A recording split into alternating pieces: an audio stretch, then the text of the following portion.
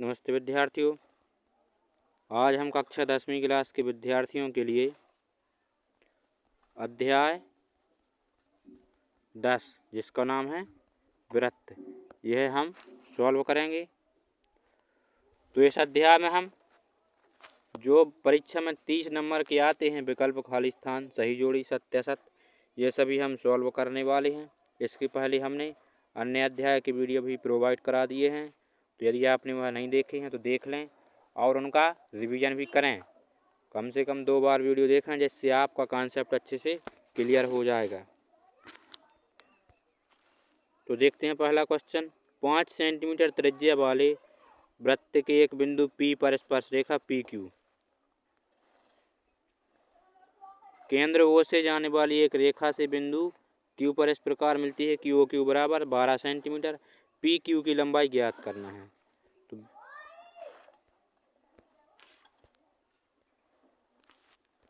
तो एक वृत्त है, इसका केंद्र O है और एक स्पर्श रेखा है PQ।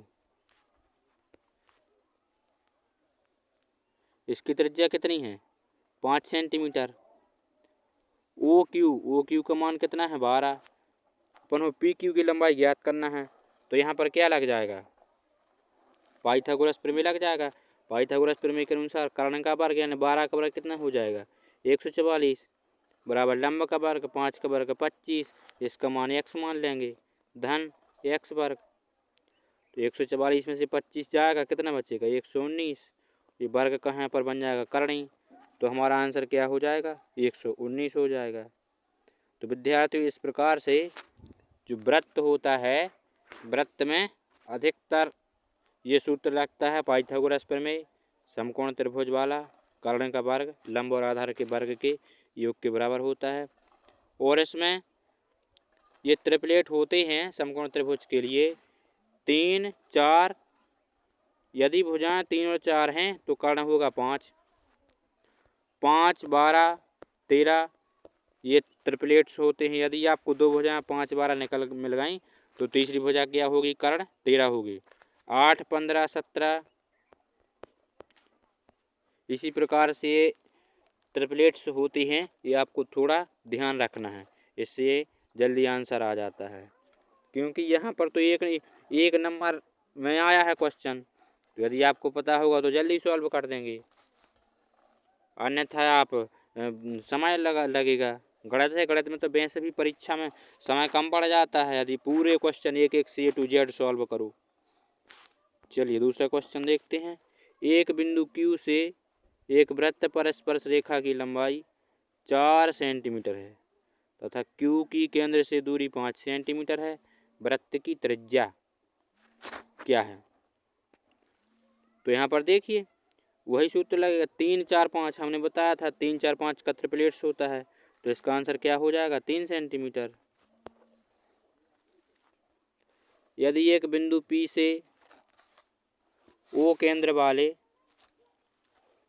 किसी वृत्त पर PA PB स्पर्श रेखाएं परस्पर 80 के कोण पर झुकी हों,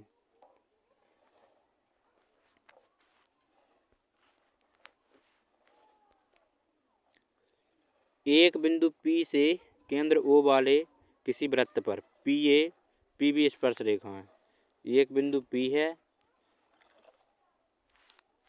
PA PB स्पर्श रेखाएं, यहाँ पर O है, कितने पर झुकी हैं? PA PB स्पर्श रेखाएं परस्पर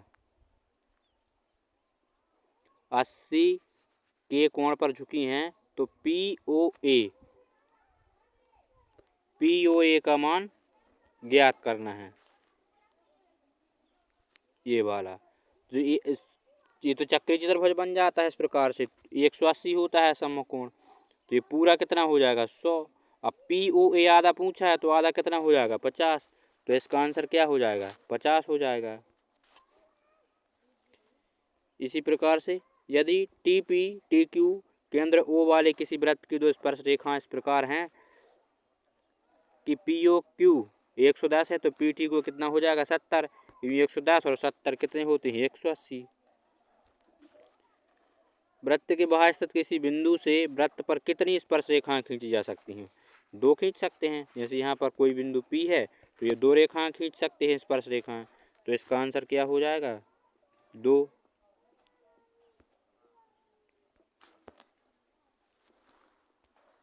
बाह्य बिंदु से वृत्त पर खींची गई स्पर्श रेखाएं परस्पर कैसी होती हैं? बराबर, फिक्स होती हैं। छेदक रेखा वृत्त के कितने बिंदुओं पर प्रतिच्छेद करती है? 2। छेदक रेखा जो बीच में से काट के निकल जाए 2 बिंदुओं पर प्रतिच्छेद कर रही है, तो इसका आंसर कितना हो जाएगा? 2। वृत्त के किसी बिंदु से होकर जाने वाली स्पर्श रेखा और त्रिज्या के बीच कोण कितना बनता है? तो स्पर्श रेखा और त्रिज्या के बीच जो कोण बनता है, जैसे वृत्त की कोई स्पर्श रेखा जा रही है, ये त्रिज्या है वृत्त की केंद्र से, तो ये कोण बन रहा है, ये कोण बनता है 90 अंश का। कितने का बनता है? 90 अंश का। वृत्त और इसके साथ ही केंद्र से जीवा पर डाला गया लंब जीवा को समद्विभाजित करता है, यानी समान 2 भागों में बट जाना समद्विभाजित कहलाता है। ये प्रमेय है कक्षा 9वीं की, आपको ध्यान रखना है। वृत्त पर स्थित किसी बिंदु से खींची गई स्पर्श रेखाओं की संख्या।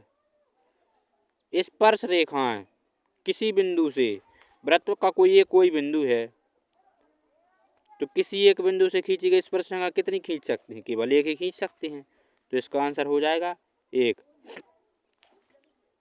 स्पर्श रेखा और वृत्त के उभयनिष्ठ बिंदु को क्या कहते हैं? ये स्पर्श बिंदु कहलाता है।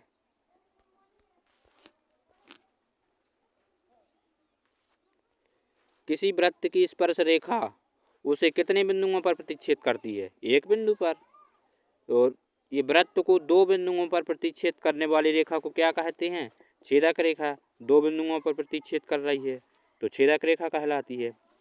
वृत्त तथा उसकी स्पर्श रेखा के उभयनिष्ठ बिंदु को हम क्या कहते हैं? स्पर्श बिंदु। स्पर्श बिंदु से होकर जाने वाली त्रिज्या स्पर्श रेखा पर क्या होती है?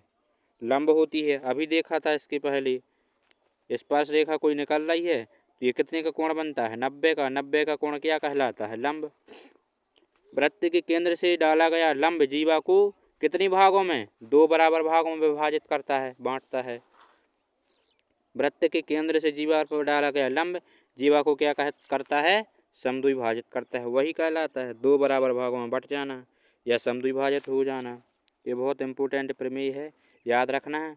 और इस प्रमेय को सॉल्व भी करना है, सिद्ध करते आना चाहिए। इसका भी हम वीडियो बना देंगे। सही जोड़ी बनाइए। वृत्त के अंतः बिंदु से खींची गई स्पर्श रेखाओं की संख्या। तो अंतः बिंदु से स्पर्श रेखाएं नहीं खींच सकती हैं, छेदक रेखा हो जाएगी फिर तो वो। अंतः बिंदु है कोई यहाँ पर तो स्पर्श थोड़ी होगी, वो तो कट जाएगी, तो 0 हो जाएगा। वृत्त के किसी बिंदु से खींची गई स्पर्श रेखाओं की संख्या। बाह्य बिंदु से एक स्पर्श रेखा खींच सकते हैं, ये कोई बाह्य बिंदु है। वृत्त पर है कोई बिंदु, वृत्त पर बिंदु है, यहाँ पर कोई बाह्य बिंदु है, तो केवल एक ही खींच सकते हैं रेखा, स्पर्श रेखा। वृत्त के बाह्य बिंदु से वृत्त पर खींची गई स्पर्श रेखाओं की संख्या 2 हो सकती है।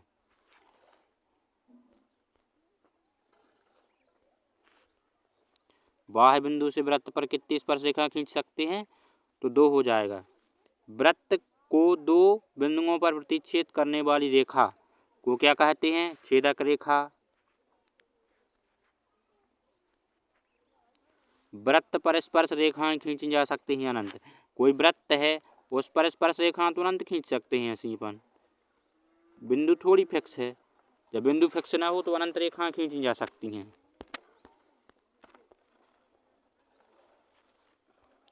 वृत्त को 2 बिंदुओं पर प्रतिच्छेद करने वाली रेखा को क्या कहते हैं? छेदक रेखा। वृत्त के एक बिंदु पर प्रतिच्छेद करने वाली रेखा को क्या कहते हैं?